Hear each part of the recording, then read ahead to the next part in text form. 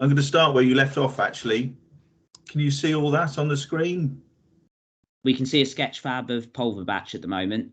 That's right, yeah. So I'm just going to, as you'd sort of shown these, I thought I'll just use these as when I'm doing my introduction, really, which is, so I'm Adam Stanford of Aerial Cam, and I got out of the trenches about 15 years ago and set up Aerial Cam to specialise in low-level aerial photography. And back then it was using things like telescopic masts mounted on vehicles.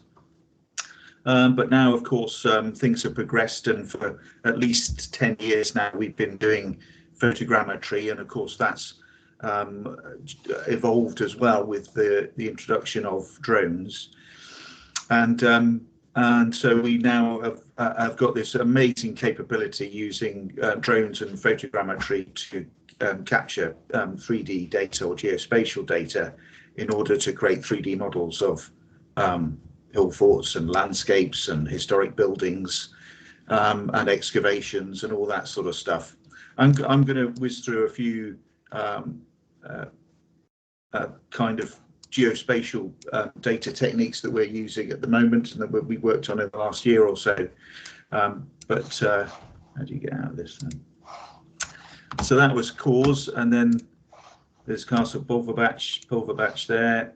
And so this is the 3D models as loaded up on Sketchfab, and as Giles had talked about, these are very useful and very good way of actually being able to get these out to people to be able to have a look at and play with without the need for any special software or skills. Anyway, I'm going to start off then really with a sort of case study really with a site called Craswell Priory, which is in Herefordshire. So you can see there's a section of landscape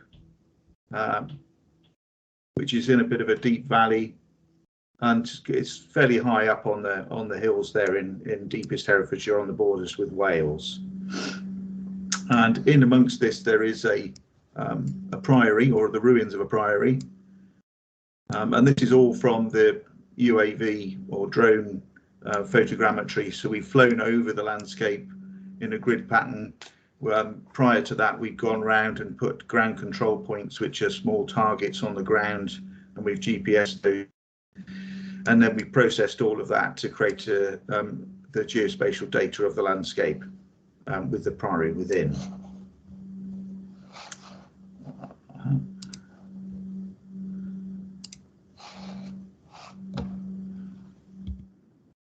There we go. And then, much like LiDAR, we're able to do sort of hill shading views of the geospatial data that we gathered through photogrammetry.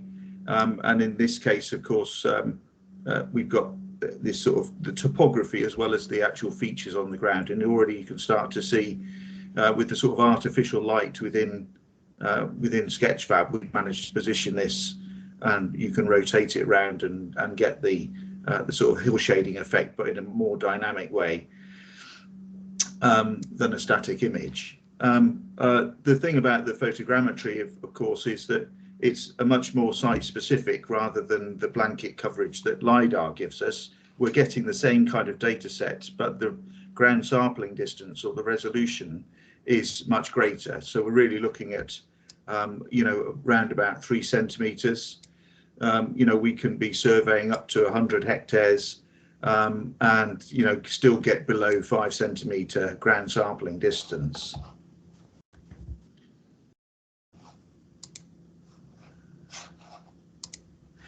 And so here's going into a bit more detail in amongst the trees and the ruins of the priory itself.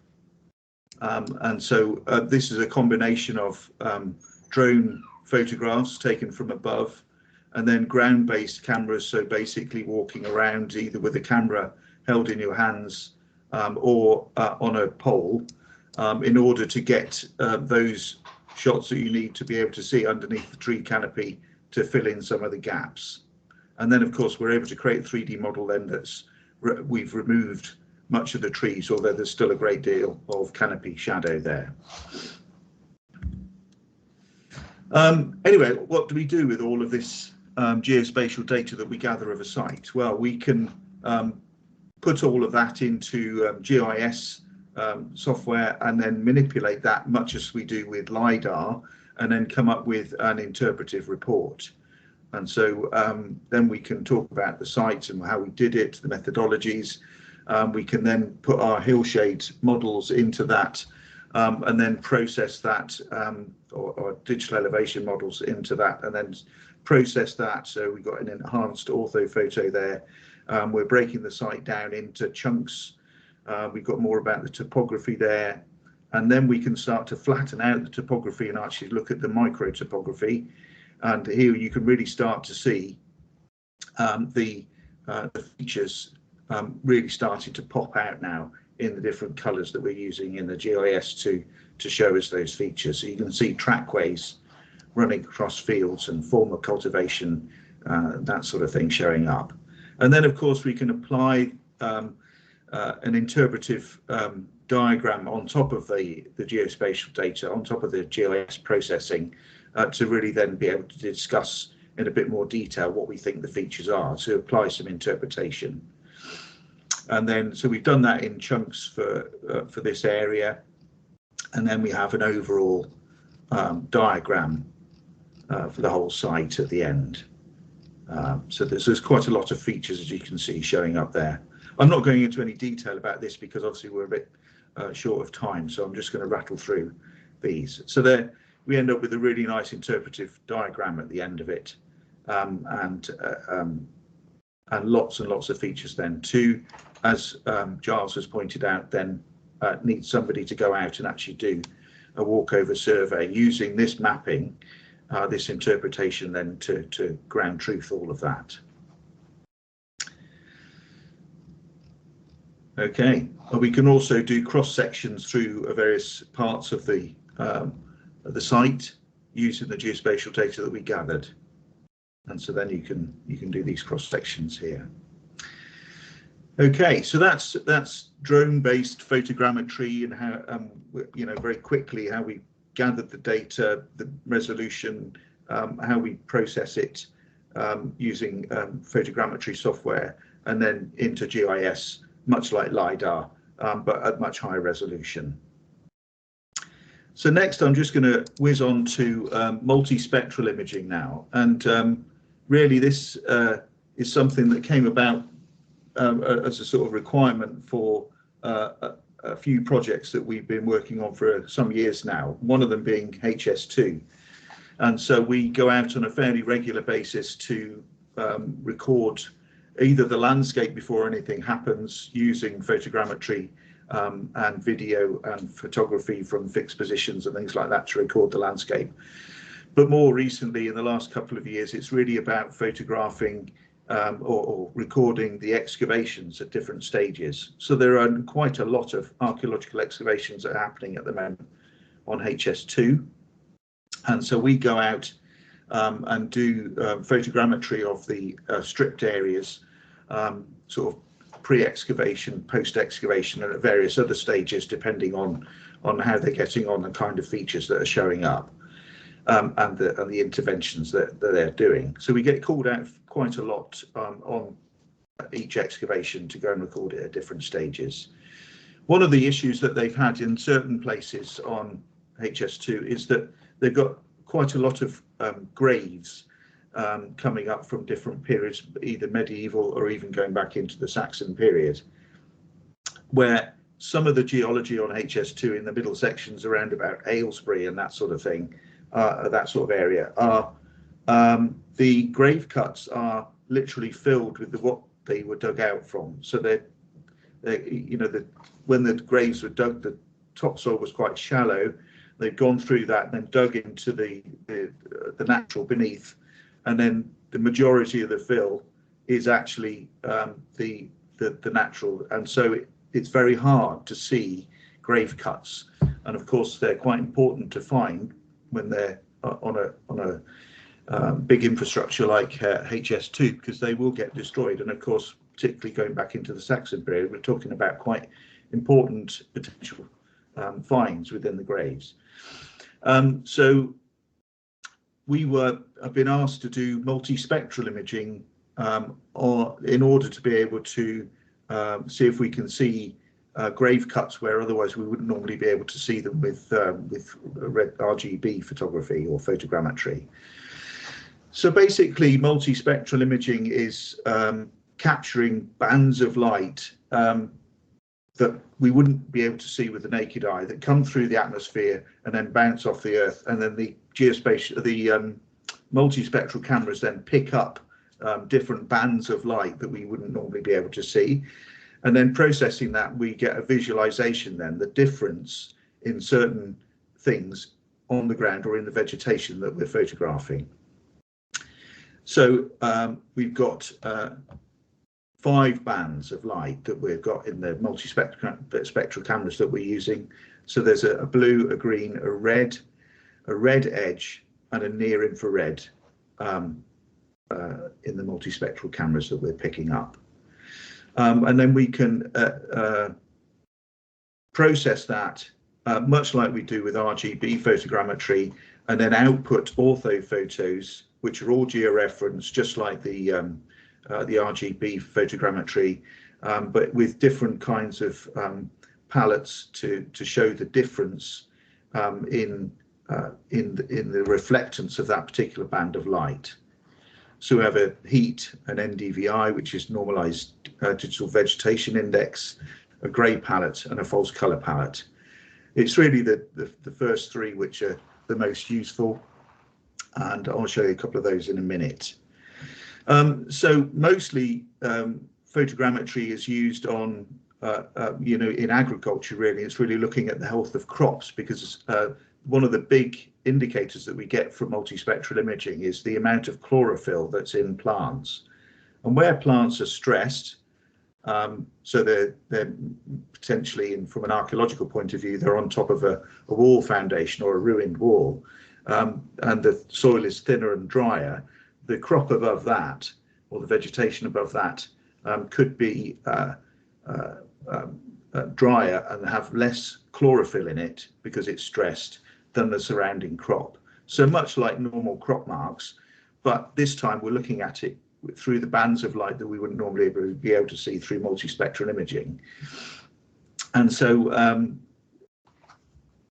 that, of course, from an archaeological point of view, from agriculture, is potentially quite a useful thing, because we're able to see crop marks at times of year where otherwise the conditions might not be perfect for us to see them. So normally we're associating multispectral imaging with vegetation and the amount of chlorophyll that's in the plants, indicating what's going on beneath the ground. But also for stripped areas, we also can detect the difference in the amount of moisture and density, and also the amount of organic carbon material in the ground. And that's where, going back to our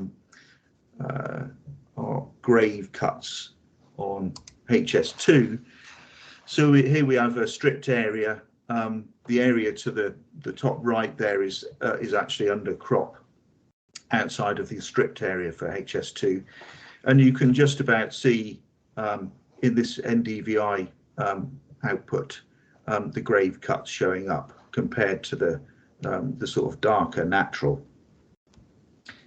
And then in the grayscale, it's even more clear where the grave cuts are. And so, yeah, I think this has helped considerably when overlaid and compared with the RGB photogrammetry, which, as like I say, it's all georeferenced and all fits in GIS in all exactly the same place. And you can flip through then the different outputs from multispectral RGB and even your site plans created by GPS and so on, and then alter your site management plans and your intervention plans accordingly. Okay, so that's multispectral imaging. And now I'm going to go on to, in fact, we'll just show you some photographs first of all. So now I'm going to talk about thermal imaging. So we've also been asked to do thermal imaging for certain projects. Now, this thermal imaging isn't the sort of thing that we'd normally you know, because multispectral imaging and thermal imaging are very different. They might be using similar bands, you know, particularly in the infrared range, but they're giving us different types of output.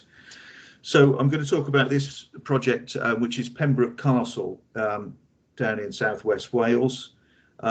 You can see the castle here, nicely photographed from above when we've been flying around.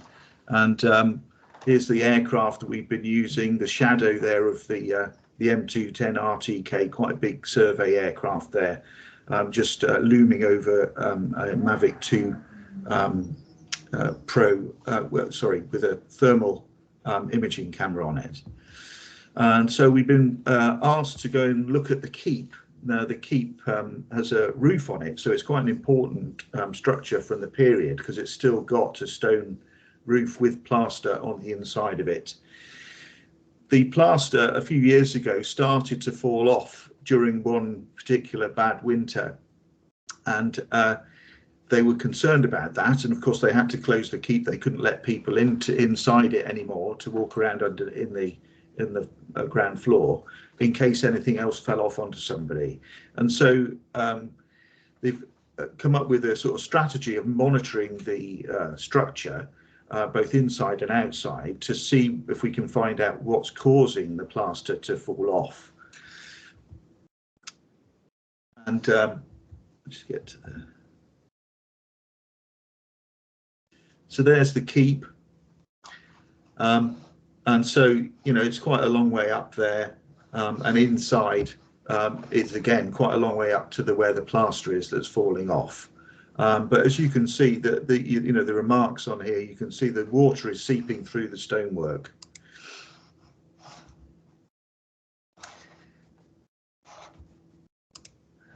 So we have done a sort of photogrammetry exercise of the whole castle, just as an aside, really, to the fact that we're focusing really on the keep and the keep roof, both interior and exterior.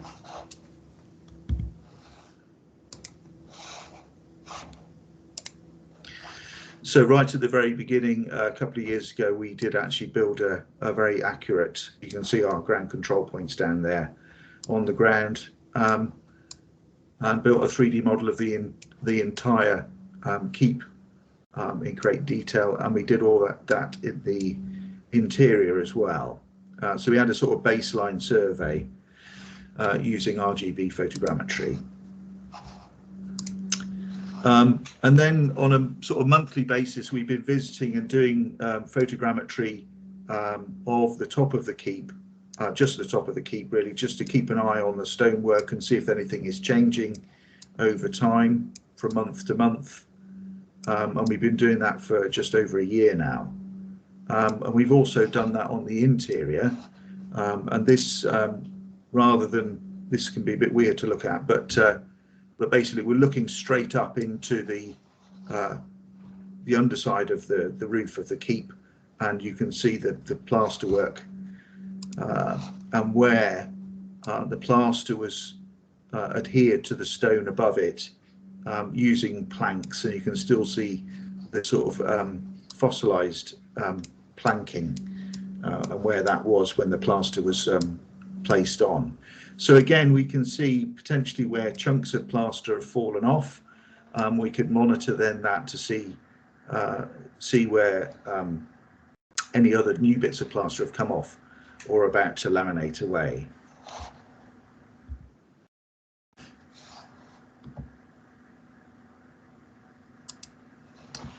So we've got this great comparison from month to month with all the ortho photos that we created of the top and the underside of the roof, and then with the thermal imaging and basically literally just flying over the top and taking single pictures looking straight down, we're able to get a representation then of the difference in temperature. Now, on the outside, we do have an issue because obviously we're there early in the morning before the public get in, but we do have the sun coming up and starting to warm the structure. So one side of the stonework will start to be hotter or warmer than the other rest of the structure.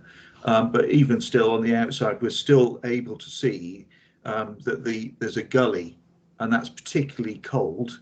And we've seen also from the RGB outputs that is retaining moisture. So it's being shown both thermally and also from the RGB and the photogrammetry that's the area where the water is collecting and can't get out, can't dry off, because it's also in shadow most of the time through most of the year. And then on the underside, so literally we've gone in and pointed the thermal camera straight up to look at the roof. And again, we can see different through the months and the different conditions that we photographed it, we've identified a particular spot where it does also seem to marry up with where the photogrammetry is showing us that plaster's come off, and that's the area where water seems to be collecting on the other side of the plaster. And of course, as we get to this time of the year, we've got the potential for that to freeze, and with moisture collecting behind plaster or loose masonry or whatever, if that freezes, as it freezes, it expands, and of course that's what's creating that ability to push the plaster away to laminate and potentially to come loose enough to fall to the ground. So this is all being used. I mean, we've got to go back again this month and back again in March as well. But by the time we get to the end of this, then we'll have a lot of data to go back through. We've already had some interim meetings about it. This has proved extremely useful for monitoring and assessing what the problem is. And this is going to go on then to persuade those that need to come up with the funding to be able to come up with the right solution to solve the problem. Okay, so that's really the end of my talk. So we've done RGB photogrammetry, we've done multi-spectral photogrammetry, and we've done thermal imaging. And I'm sorry that was quite a rattle through there, but I'm aware that we're a bit short of time. But I hope that was of interest.